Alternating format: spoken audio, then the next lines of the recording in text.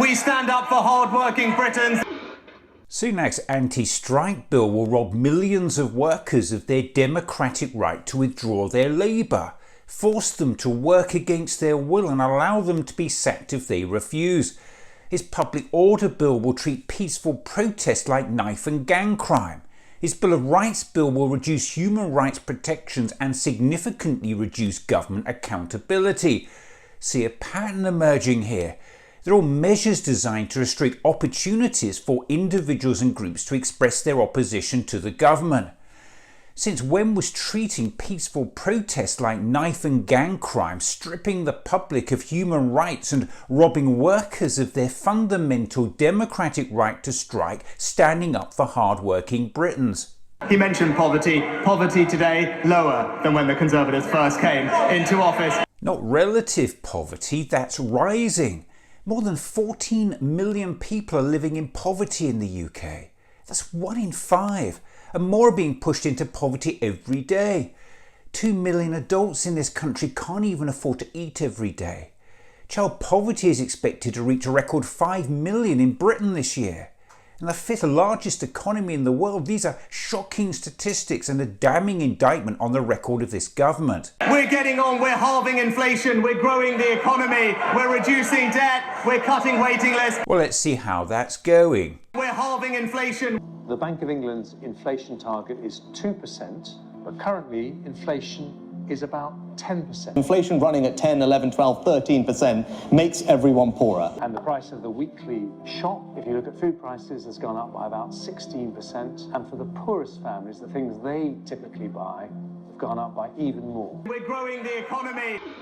This is just breaking it down, looking at major economies around the world and just how fast they're growing in this year, so 2023. And last time around, this is the forecast from last time around, the UK was expected to have 0.3% growth. Just look at how that's changed with these latest updates. Look at the red bar.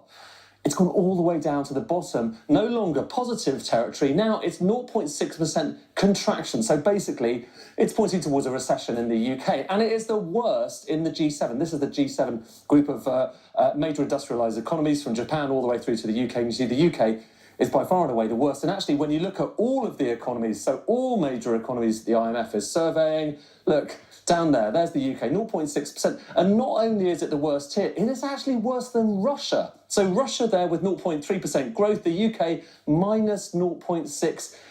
It's pretty striking, isn't it? It certainly is, and I'll point this out every week if I have to. The Conservative government has been in power for 12 years. It's given us the highest inflation in 40 years, the highest taxation since the Second World War, the biggest drop in living standards since records began, and average wages falling at their fastest rate for more than 2 decades. And guess who was actually running the economy for 2 of those years? You were Chancellor until a few weeks ago. UK growth is set to be the worst in the G20 besides Russia.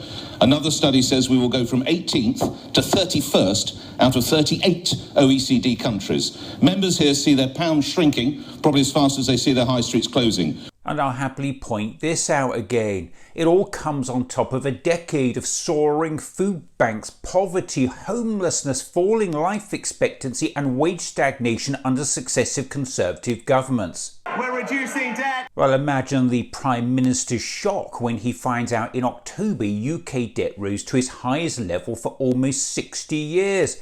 And let's not forget this. Well, the fiscal policies in Liz Truss's mini-budget caused turmoil in financial markets and forced up borrowing costs. That's right. Just months ago, the government managed to crash the economy with its plans for unfunded tax cuts for the rich. We're cutting waiting lists. Take a look at this FT graphic depicting the size of the NHS waiting list under Labour and then consecutive Conservative governments. Not only that, we are taking advantage of Brexit to deliver for the people across the UK. The Centre for Economic Reform claims the government has lost out on £40 billion in taxes because of the damage done to the country's output by leaving the European Union. The UK economy as a whole has been permanently damaged by Brexit. It's reduced the economy's potential output significantly, eroded business investment. I mean, look, if we hadn't had Brexit, we probably wouldn't be talking about an austerity budget this week. The need for tax rises, spending cuts wouldn't be there. if Brexit hadn't reduced the economy's potential output so much. In fact, the very OBR report the government is relying on says Brexit will result in the UK's trade intensity being a staggering 15% lower in the long run than if the UK had remained in the EU. We'll keep delivering for Britain.